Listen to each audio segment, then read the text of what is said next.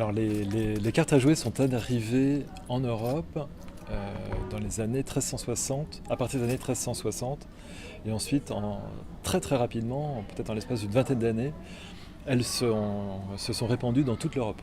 Au départ, elles apparaissent en Italie, en Espagne, et puis rapidement elles gagnent la France, la Suisse, l'Allemagne, l'Angleterre. Elles viendraient, en tout cas c'est ce que disent les annales qu'on peut avoir de cette époque-là. C'est souvent des annales du XVe siècle qui parlent d'événements qui se sont déroulés au XIVe, qui disent que les cartes viendraient des Sarrasins, du monde sarrasin, donc du Proche-Orient. Et avant, on suppose que peut-être ça viendrait de Chine, parce qu'on a des petites traces. Mais en fait, c'est très très compliqué à remonter. Pour l'Europe, a priori, on sait, on n'a pas de cartes qui datent du XIVe siècle, mais dès le début du XVe siècle, on a des cartes qui sont parvenues jusqu'à nous et on voit à quoi ça ressemble. Pour le Proche-Orient, pour l'Iran, l'Inde, pour la Chine, on n'a rien avant, c'est pas avant le XVIe siècle. Et encore, on a très très peu d'éléments pour savoir exactement qu'est-ce qui était figuré sur les cartes, comment elles étaient organisées. Et donc on ne sait pas très très bien ce qui a voyagé et à quel moment ça s'est transformé. On parle par exemple de cartes à jouer au XIIIe siècle en Chine, mais de cartes, ou de cartes sur papier, mais qu'est-ce que c'est on ne sait pas. Est-ce qu'il y avait nos suites avec nos figures et nos points? A priori non. Donc il y a le support papier, il y a le support de la carte, et puis à un moment donné, ça se transforme, ça prend la forme du jeu tel qu'on le connaît, et ça on ne sait pas très bien où, on ne sait pas très bien comment. Donc, quand on parle des cartes à jouer, par exemple ici, nous on a tout de suite en tête ce qui a été le modèle dominant en Europe, c'est-à-dire 4 suites, avec des figures alors qui vont changer. Dans les pays germaniques, on va avoir un roi, un valet supérieur, un valet inférieur. En Italie, en Espagne, on va avoir un roi, un cavalier, un valet. Et puis en France, on va avoir roi, dame, valet. Mais l'organisation, elle est la même. Alors, peut-être qu'à l'époque, on avait d'autres choses. On parle en Chine, par exemple, de cartes à boire. C'est-à-dire ce serait peut-être juste des cartes sur lesquelles il y avait des espèces de gages, disons, qui étaient inscrits dessus. Peut-être on pioche et puis une carte et puis on doit faire ce qui est marqué sur la carte. On ignore un peu ce que ça pouvait être. Enfin, ça fait partie des hypothèses. Et donc là, c'est des cartes qui n'ont rien à voir avec nos cartes européennes. Après, à partir du 19e, principalement, on a d'autres modèles de cartes qui apparaissent, comme les jeux de cette famille, par exemple, parler des plus connus. Alors c'est lié aux techniques d'impression qui sont beaucoup moins chères, donc ça ouvre beaucoup de possibilités. Il y a la régie des cartes qui est supprimée. Enfin, il y a une bourgeoisie, une classe bourgeoise, disons, qui a les moyens d'acheter des jeux, qui est beaucoup plus large, plus vaste, etc. Donc il y a tout un marché qui s'ouvre et ce qui permet, par exemple aujourd'hui, à des auteurs, il n'y en a pas beaucoup, mais qui permettent aujourd'hui à des auteurs de vivre de leur création de jeux, ce qui est évidemment impensable il y a 30 ans. Alors les cartes à jouer, c'est une vraie révolution dans le jeu, parce que c'est ce qu'on appelle des jeux à information incomplète. Avant, dans les modèles de jeux qu'on pouvait avoir avant les cartes à jouer, on va avoir des jeux de hasard avec les dés. Donc il n'y a pas de bluff possible, il n'y a pas de... Voilà, on lance les dés et puis on voit ce qui se passe. Après, on prend des risques ou pas, mais les dés. Autrement, on a aussi des jeux de réflexion, par exemple les échecs. Mais on n'a pas de jeu où on a des informations qu'on ne partage pas avec les autres joueurs. Donc ça, c'est très très nouveau. Et l'autre chose, c'est aussi l'image, c'est-à-dire que c'est du papier, on a l'impression d'images dessus, donc là on a tout un imaginaire aussi qui peut se développer, qu'on peut voir par exemple dans les jeux d'échecs, parce qu'on va avoir des jeux sculptés, mais évidemment l'image imprimée offre beaucoup plus de possibilités, puis à un moindre coût. Et par exemple dans les premières cartes françaises, celles qu'on appelle Portrait de Paris, on va représenter des héros, on va représenter les rois Charlemagne, David, César, etc. En Chine, dans les jeux, alors pour des jeux plus tardifs, on va représenter par exemple les héros d'un grand roman médiéval de la Chine qui s'appelle Au bord de l'eau, dans lequel il y a plein espèces de bandits, plus ou moins qui volent les riches pour donner aux pauvres, enfin des espèces de Robin des Bois, mais il y a toute une galerie comme ça de personnages. Ça c'est vraiment un jeu qui permet ça. Et puis l'autre chose, c'est toutes les combinaisons qu'on peut faire à partir du moment où le jeu de cartes il est constitué de ces différentes suites hiérarchisées. Après, ça ouvre en termes de règles de jeu des possibilités quasiment infinies. On va voir apparaître les notions d'atouts, de plis, d'enchères, et qui font qu'aujourd'hui on a des jeux d'une extrême variété. Des règles de jeu, il y en a plus d'un millier. Puis à l'intérieur de ça, il y a des variantes. Il y a quelque chose aussi qui est particulier avec le jeu et qui a changé aujourd'hui, c'est que là on avait un jeu sur lequel tout le monde s'est investi. C'est vraiment un objet de partage, et ce qui explique que autour d'un même jeu, on a créé des règles et des règles et des règles.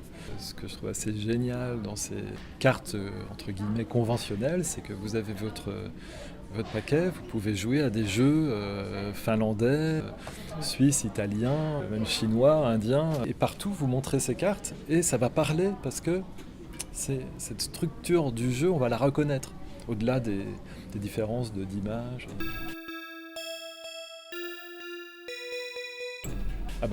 L'histoire de la carte à jouer, elle est très très liée évidemment à l'histoire de l'imprimerie.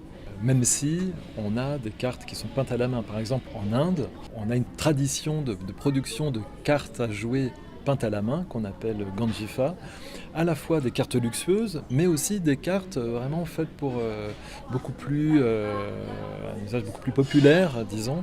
Mais ce qui va permettre le développement du jeu de cartes et sa diffusion, c'est l'imprimerie. Donc, au départ de la gravure sur bois, et puis on va voir après pour des jeux un petit peu plus luxueux, éventuellement de la gravure sur métal, de la taille douce, et puis surtout au 19e, la lithographie, puis ensuite les procédés d'impression photomécanique, l'offset, etc. Aujourd'hui l'impression numérique, alors c'est sûr que ça accompagne ce développement et ça profite de ça, c'est vraiment intimement lié. Et l'histoire des cartes est liée aussi évidemment à l'évolution politique, c'est-à-dire que c'est un objet qui peut être un objet de propagande, ça peut être aussi un objet qui est mal vu, parce qu'il y a certains pays où on n'a pas le droit de jouer aux cartes par exemple, officiellement. En Iran par exemple, vous n'avez pas le droit en public de jouer de la musique, de jouer aux cartes, etc. Même si les gens jouent chez eux, et on connaît des jeux iraniens. Donc ça c'est important. On parlait des jeux révolutionnaires. À un moment donné, la Convention a demandé aux fabricants de supprimer tout ce qui rappelait la royauté. Donc on voit que c'est un objet qui est très chargé symboliquement et que tout le monde veut intervenir dessus, et tous les régimes politiques ont fait quelque part leur propre jeu, y compris le régime fasciste de Mussolini. Il y a des jeux qui montrent l'idéologie fasciste, nazie, ou sous la Troisième République on va mettre en avant les symboles de la République. On a ça. On a l'armée américaine dans la guerre en Irak qui va éditer un jeu avec les militaires irakiens qui le recherchaient, Most Wanted. C'est un objet qui fait tellement partie de la vie quotidienne qu'évidemment tout le monde a envie d'intervenir dessus parce qu'on touche beaucoup de gens à travers le jeu. La symbolique de Piqueur-Carreau-Trèfle, alors moi non plus, je ne l'ai toujours pas comprise. D'ailleurs, c'est pas sûr qu'il y en ait une. On n'en sait rien. Je pense qu'il y a plutôt une lecture a posteriori pour essayer de donner du sens à quelque chose qui est... Les enseignes françaises, elles apparaissent dans les années 1470, à peu près, donc c'est-à-dire en gros un siècle après leur apparition en Europe. Leur intérêt majeur, c'est qu'on peut les faire au pochoir. Alors que dans les cartes, en Allemagne, en Espagne, en Italie, toutes les cartes doivent être gravées parce que les enseignes, c'est-à-dire l'équivalent de Piqueur-Carreau-Trèfle, mais c'est coupe épée bâton denier en Italie, c'est des cœurs, des grelots, des feuilles et des glands en pays germaniques. Il faut les graver, en fait, c'est du dessin. Alors que là, on a des formes très très simples, presque abstraites. Donc Un des éléments, c'est sans doute qu'elles sont faciles à découper, et ensuite, une fois qu'on a la forme, à ancrer. Après, on parle, voilà, il y a une couleur pour les militaires, une couleur pour les marchands, ce serait le carreau, enfin, etc. Il y a plein d'hypothèses.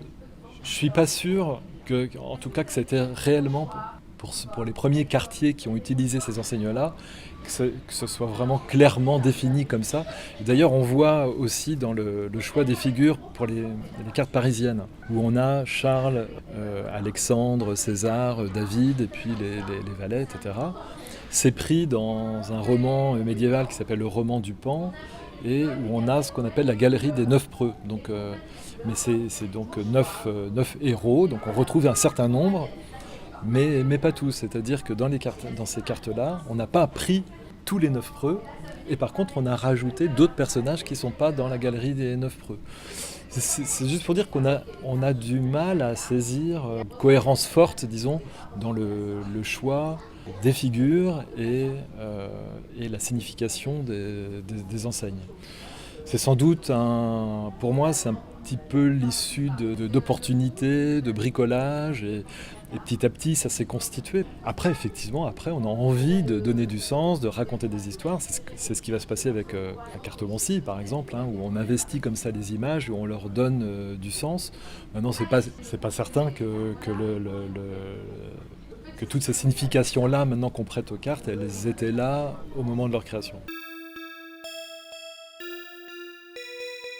Le Joker, il apparaît au 19e, plutôt aux États-Unis, donc on va trouver ça dans les jeux de poker. Sans doute que ça dérive de l'usage de cartes par rapport à des règles de jeu, d'une carte qui a tous les pouvoirs. On a ça un petit peu au tarot avec l'excuse qui a un rôle un peu particulier. Donc ça, c'est antérieur à l'apparition du poker. Donc voilà, à un moment donné, peut-être que c'était la carte distinctive du fabricant, et puis les joueurs se la sont appropriés pour l'intégrer à une règle de jeu. Enfin, moi, je vois un petit peu, sans doute, quelque chose comme ça. Je pense que ça s'est fait pareil, comme ça, progressivement, et à un moment donné, c'est devenu à part entière un élément du jeu. Et le premier Joker français, lui, il apparaît, je crois, au tout début du XXe siècle, 1902, je crois. Il y a des jeux, par exemple, le jeu de l'Alouette, qui est un jeu qui remonte peut-être au moins au XVIe siècle. Bon, quand on le regarde, c'est un jeu classique, donc toujours nos 4 suites, etc. Mais en fait, les couleurs n'ont aucune importance. En fait, les cartes sont... En gros, elles sont hiérarchisées de la plus forte à la plus faible. On pourrait les numéroter de 1 à, je crois que c'est 48 cartes. Ça reviendrait au même pour jouer, si on veut. Bon, voilà, c'est une règle de jeu où la couleur ne joue pas de rôle. Il y en a d'autres comme ça. Donc effectivement, on a une carte tout d'un coup qui est érigée au rôle de la plus forte carte. Enfin, donc, on a déjà des règles où il y a des cartes auquel on attribue, disons, un rôle ou un pouvoir particulier. Alors la triche, elle est là, elle existe sans doute depuis qu'il y a du jeu, y compris les cartes à jouer. D'ailleurs, pour le XIVe siècle, on n'a pas de cartes qui soient parvenues jusqu'à nous, qui viennent du XIVe siècle. Par contre, si on sait qu'il y avait des cartes en Europe, c'est parce qu'il y a des arrêtés, des rapports de police, etc., ou des condamnations de l'Église, etc., mais qui nous parlent de bagarres, parce qu'il y a des disputes entre des joueurs. On peut imaginer que c'est suite à des accusations de triche. Les cartes à jouer, progressivement, elles vont évoluer justement pour essayer de prévenir toutes les possibilités de triche, puis donner aussi un plus grand confort de jeu aux joueurs. Donc ce qui est important pour un joueur, c'est qu'elles soient glissantes, par exemple, qu'on les mélange et qu'elles ne s'abîment pas quand on les mélange. Enfin, donc il y a une qualité des cartes qui fait d'ailleurs qu'encore aujourd'hui, les fabricants de cartes, ils ont un savoir-faire que n'ont pas les imprimeurs normaux. Alors on va voir apparaître, notamment au 19e, les coins ronds. Donc on a nous une presse à coin rené, c'est-à-dire que les coins ronds, dans le brevet ça apparaît, ça évite que les angles des cartes ne se soient cornés. Donc ça pouvait être un élément de triche pour reconnaître les cartes. C'est aussi un élément, le coin c'est aussi un élément de fragilité de la carte. Les feuilles, puisque c'est plusieurs feuilles qui s'étaient contre-collées, pouvaient se détacher. Alors après pour s'ouvrir un peu, donc pour les mélanger ça devient plus compliqué. Donc dans le brevet on parle du coin renage, c'est aussi un élément pour prévenir le fait qu'on puisse reconnaître les cartes.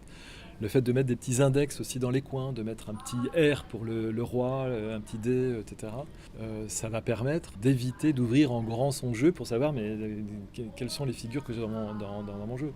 Également le passage à double tête, elles sont un peu marginales, mais on avait les cartes qui étaient en pied, et elles passent en France en double tête en 1830, parce qu'avant, si vous avez votre jeu, dans votre main, vous avez tendance, si vous avez un roi ou un valet ou une dame, les pieds en l'air, à retourner la carte. Donc, évidemment, vous informez du coup les autres joueurs que peut-être vous avez des figures dans votre main. Alors, dans les jeux dérivés, donc on parle effectivement pour parler de ces jeux européens avec figures, points, 4 suites, donc en général. On parle, c'est un terme utilisé par Thierry Depolis, un historien du jeu, il parle de cartes conventionnelles et de cartes non conventionnelles pour tout le reste.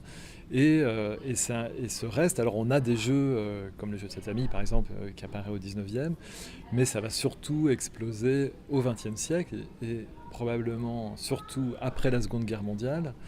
Et où petit à petit on va avoir vraiment un marché du jeu de société qui va devenir exponentiel, et avec l'émergence d'auteurs de jeux. Et ça c'est relativement nouveau. Les premiers auteurs, il y a Sid Sackson, Alex Randolph dans les années 60, on va dire, c'est un peu les grands-pères.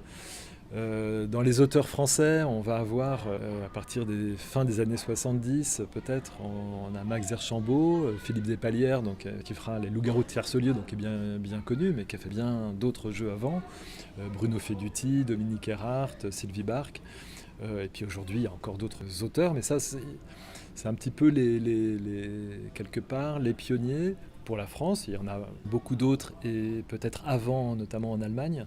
Ça veut dire qu'on a un peu pour la première fois des gens qui créent des jeux, mais ensuite qui en créent d'autres, en s'inspirant, en essayant d'améliorer leur propre jeu, mais aussi en regardant ce que font les autres, et puis à créer comme ça. Ce qui fait que maintenant, on a quand vous allez dans des boutiques de jeux spécialisées, vous pouvez même avoir un classement des jeux par auteur, ce qui était impensable il y a 20 ans. Voilà, ça c'est quelque chose qui est quand même relativement nouveau. Et nous, on a au musée d'ailleurs fait des expositions sur des auteurs de jeux, où on montrait toute la production d'un joueur avec des maquettes, des illustrations d'artistes, etc. Et de montrer la diversité des mécanismes de jeu. Et, voilà.